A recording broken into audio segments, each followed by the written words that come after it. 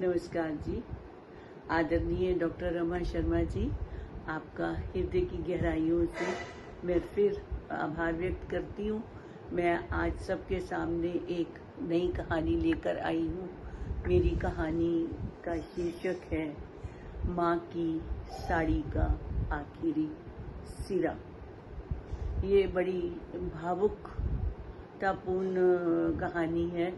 मुझे आशा ही नहीं अपितु विश्वास है कि आपका मुझे पहले की तरह फिर से प्यार मिलता रहेगा।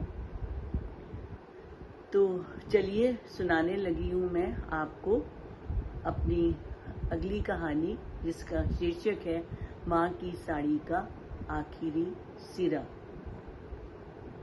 माँ के जाने के बाद घर में सब कुछ अपनी जगह पर था। रसोई भी, पूजा का दीपक भी और उनका चश्मा भी। बस एक वहां पर माँ नहीं थी। 13वीं के बाद सब अपने अपने घर लौट गए। घर में पहली बार ऐसा सन्नाटा उतरा जिसकी आवाज सुनाई देती थी। उसी दिन मैंने उनकी अलमारी खोली। ऊपर तह करके रखी थी उनकी सफेद किनारी वाली साड़ी। मैंने कांपते हाथों से उसे उठाया। जैसे ही उसे सीने से लगाया, लगा किसी ने मेरे सिर पर वही पुराना स्नेहिल हाथ रख दिया।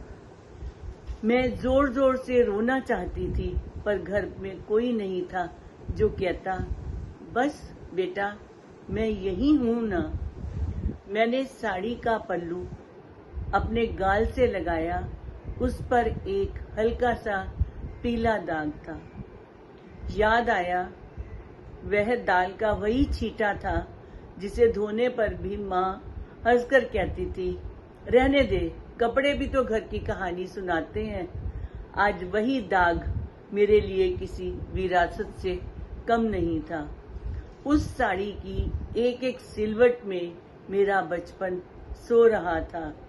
कभी उस आंचल से मेरा बुखार उतरा था, कभी उसी पल्लू से मेरे माँ ने आंसू पोंछे थे, और कभी उसी साड़ी का किनारा पकड़कर मैंने चलना सीखा था। आज वही साड़ी मेरे हाथों में थी, पर उसे पहनने वाली मेरी माँ कहीं नहीं थी। मैंने उसे वापस तह करना चाहा, लेकिन मेरे हाथ वहीं पर रुक गए। लगा जैसे मैं माँ को दूसरी बार विदा कर रही हूँ। उस दिन पहली बार समझ में आया कि माँ के जाने के बाद सबसे ज्यादा तो उनकी साड़ी ही हो जाती है। वह ना किसी कंधे पर लिपटती है, ना किसी पूजा में सजती है, ना किसी त्योहार पर मुस्कुराती है। वह बस अलमारी के अंधेरे में चुपचाप अपनी मालकिन का इंतजार करती रहती है। एक ऐसे इंतजार में जो कभी पूरा नहीं होगा। आज भी जब जीवन बहुत कठिन लगता है, मैं अलमारी खोलती हूँ, मैं उसमें माँ की साड़ी देखती हूँ। उस साड़ी के सामने बैठकर मैं घंटों बातें करती हूँ, मैं शिकायतें करती हूँ। माँ एक बार डांट लो, माँ एक बार डांट लो, एक बार कह तो दो कि सब ठीक हो जाएगा। लेकिन जवाब में केवल सन्नाटा मिलता है, और तब समझ में आता है कि माँ सचमुच चली नहीं जाती।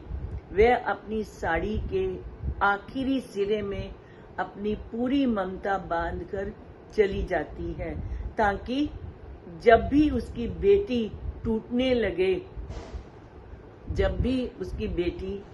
लगे तो वह उस सिरे को पकड़कर कुछ देर और जी सके। धन्यवाद। मुझे आशा ही नहीं अपितु पूर्ण विश्वास है कि आपको मेरी ये स्वरचित कहानी जरूर पसंद आएगी। आप इसको लाइक कीजिएगा, सब्सक्राइब कीजिएगा और हमें अपनी प्रतिक्रिया जरूर व्यक्त करके बताइएगा। धन्यवाद।